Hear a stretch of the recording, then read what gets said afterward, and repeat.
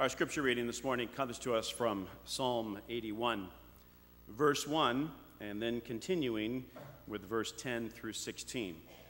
Be found in your pew Bibles in the Old Testament on page 541. Hear now God's word to us.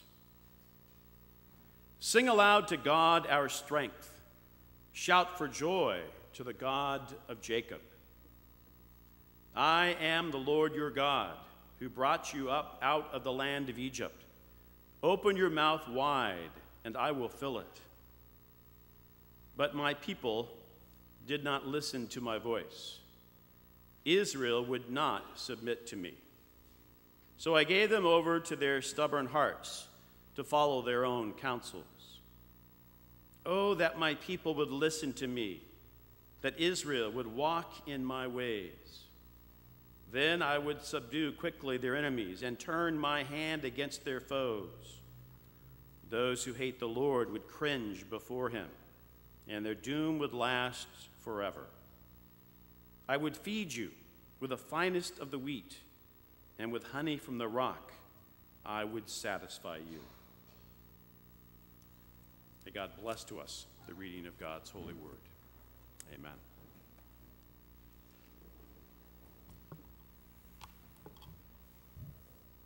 So preachers always worry about two things. First, is anyone listening?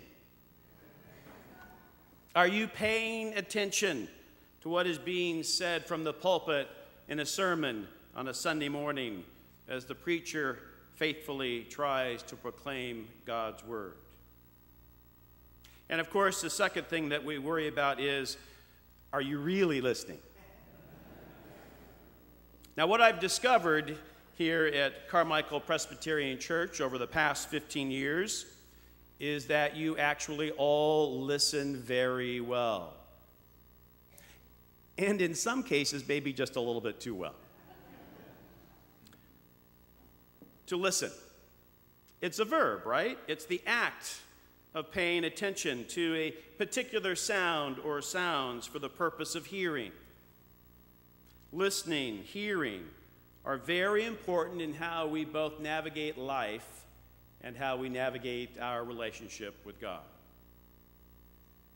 Now, some of us are better than others at hearing, listening, right? So here's a classic example from my friends Opal and Earl in the comic strip Pickles. Gotta love pickles, right? So in the first frame we have Opal standing behind Earl with her grandson at her side, and Earl is trying to read the morning newspaper, and Opal says, "We've got two problems, Earl. The toaster's not toasting, and the garbage disposal's not disposing." "Did you hear me, Earl?" He says, "Huh?" And then the last frame, the grandson says, "I think we've got three problems, Grandma." I love pickles. Now, the other issue, of course, is that some of us have really, really good selective hearing. Hearing only what we want to hear. Like when the wife gave to her husband a to-do list with the following items on it. Here's the list. Go to the store, lay down some new sod, wash and wax the car, get the kids at school, rent some videos, and finish the rest of the dishes. That's the to-do list. That's what she said. Here's what her husband heard. Go, lay down, and get some rest. I heard that clear. I heard that very clear. Listening is something most of us have to work at, and most of the time it's something that we don't do very well. In Psalm 81 today, the psalmist gives voice to God's anguish regarding Israel's diminishing listening skills and failure to respond in their relationship, crying out, "If only my people would listen to me." This is an expression of God's love for Israel, much like that of a parent who loves their children and says, "Why don't my children ever listen to me?" This plea for listening and hearing comes within the context of Psalm 81, considered a covenant renewal psalm. This particular covenant renewal psalm is said to be an example of a liturgical sermon in which the preacher speaks on behalf of God. Now, sermons, of course, are often placed in the midst of worship, and thus the context of this psalm begins with a call to worship. Sing aloud to God our strength. Shout for joy to the God of Jacob.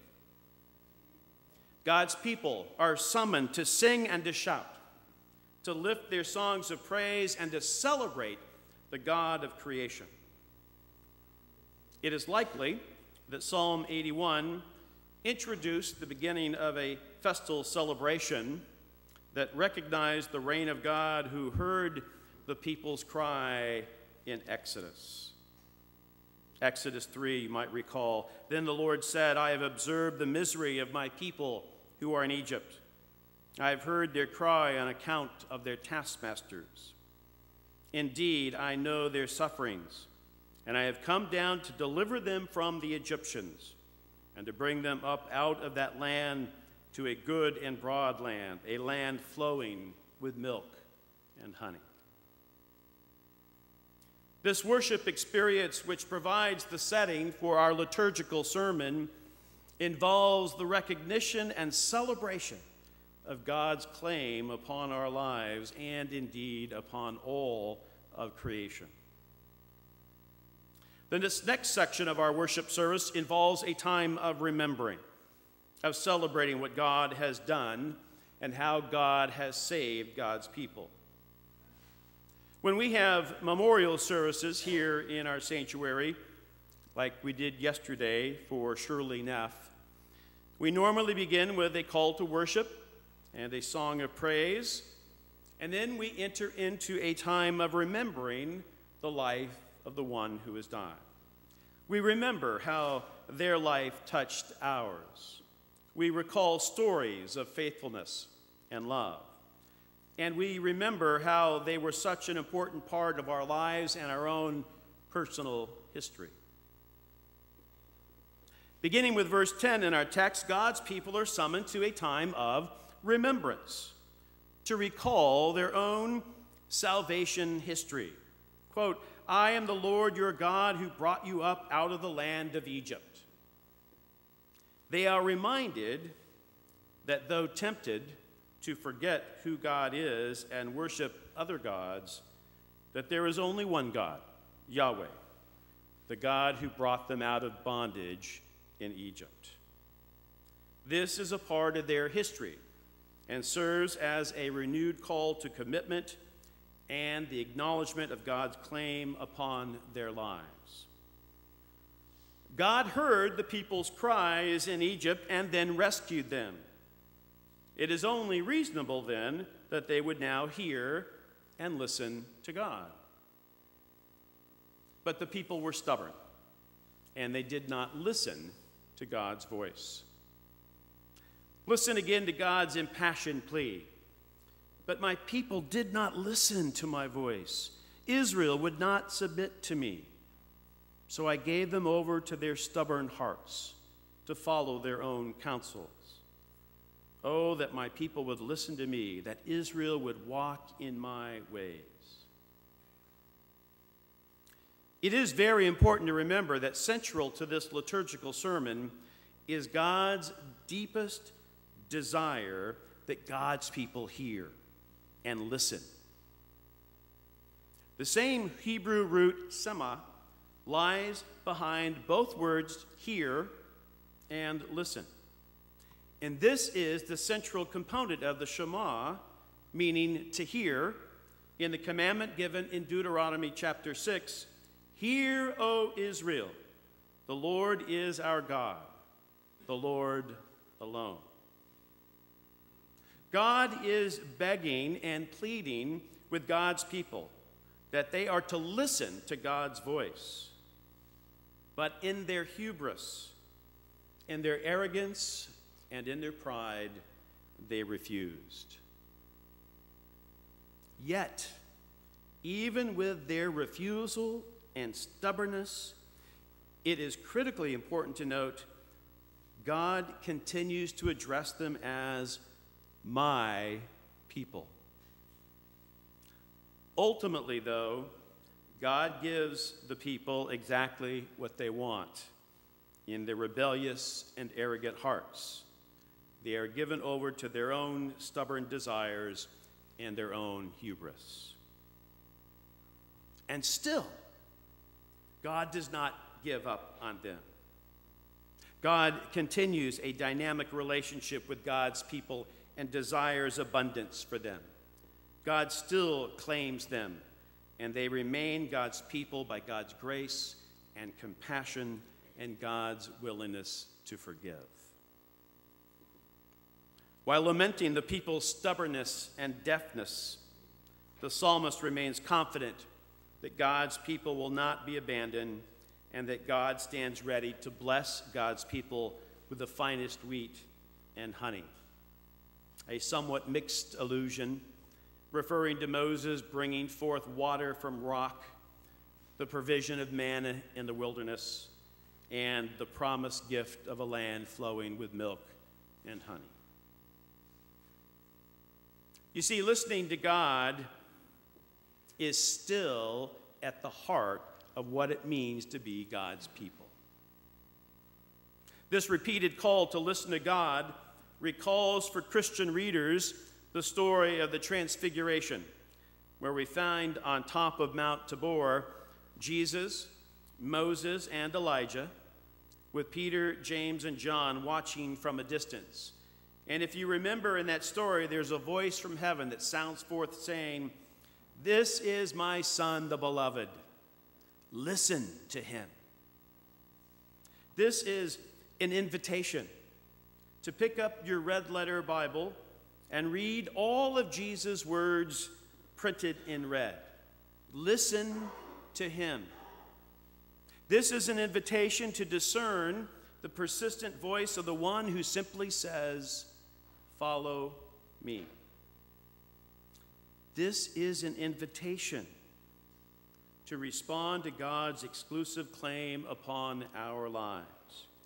Hear, O Israel, the Lord is our God, the Lord alone. We live in a very interesting time where we are bombarded by so many competing voices coming from sources like our televisions, social media, the internet, music, politics, all of which come at us so fast, so quickly, that we are left with no time for discernment. And yet here in our text today, we are reminded that we have only one voice that we are called to hear. A voice that simply cries out and says, "Listen to me. Pay attention. Hear my voice. Listen with your heart and your whole being. I am the Lord your God." Listening to God has never been easy. And sometimes it seems that God isn't trying very hard to communicate with us. But maybe it all comes down to that first verse we read today. Sing aloud to God our strength. In that verse is the recognition that our strength comes from God alone and not from any other source, especially not from within us. In humility, then, let us listen, let us hear, and let us always walk humbly with our God. May it be so. Amen and amen. Let's pray together. Gracious God, we ask for forgiveness when we are not listening to you, not hearing. Grant us courage and strength as we walk with you in this relationship of faith to listen carefully, to seek you out through the reading of your holy word, through prayer, through the gathering together as your people in communities of faith like this one. Gracious God, thank you for not ever giving up on us, for always claiming us no matter how many times we fail. Lord, we give you thanks and praise, and we ask all of this in Jesus' name. Amen.